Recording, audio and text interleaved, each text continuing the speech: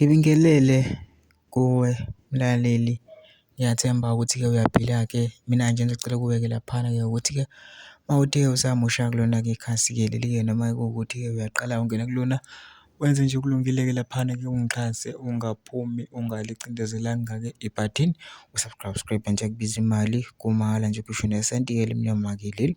Kwenza ukwazi phela ukuthi-ke uqhube uthole nezinye iy'ndaba-ke ezintsha engizobe ngiza nazo ngikufakela zona-ke kulona-ke ikhasi leli kusukela-ke manje. Ukuze ungaphuthuki endaweni njengamanje ukuthi ungabe ucindezela-ke ibhathini usubscribe njengamanje.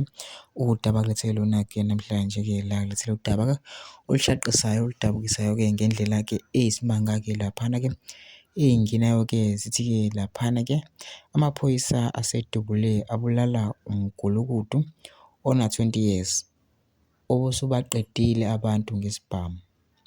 Kuthiwa abanye ubebakhokhisa i-protection fee. Kuthiwa amaphoyisa agasele izolo ntambama endlini yakhe.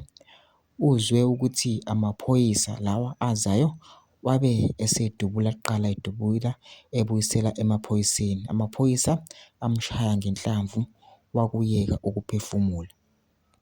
Kuthiwa udutshulwa nje ubengaphandle nge-bail ngamacala okubamba inkunzi.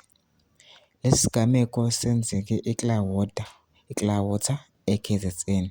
Abantu abaningi-ke bathuka-ke uma-ke bezwa iminyaka yakhe lo mfana. Kuthiwa-ke ubena-20 years kodwa-ke ubesebaqedile abantu ngesibhamu. Kukhulunywa nje ubengaphandle nge-bail kade-ke eboshiwe ngamacala okubamba inkunzi. Uthe makufika amaphoyisa-ke wabe esebona ukuthi hhayi-ke amaphoyisa-ke lawa wabe esedubula kuqala, kanti amaphoyisa-ke nawo azoyivikela-ke adubule back.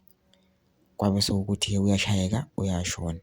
Mina ngicela lapha singena comment section for usho uvo lwakho ukuthi ucabangani ngalolu daba-ke lolu, bese wenza ukulungile nje ungixhasa ungaphumi alicindezelanga-ke ibhathini usubscribe nje kubiza imali kumahhala kusho nesenti elimnyama likhonza ukwazi ukuthi uqhubeka uthole nezinye-ke iy'ndaba ezitsha engizobe ngiza nazo ngikufakela zona-ke kulona ikhasi-ke leli kusukela-ke manje.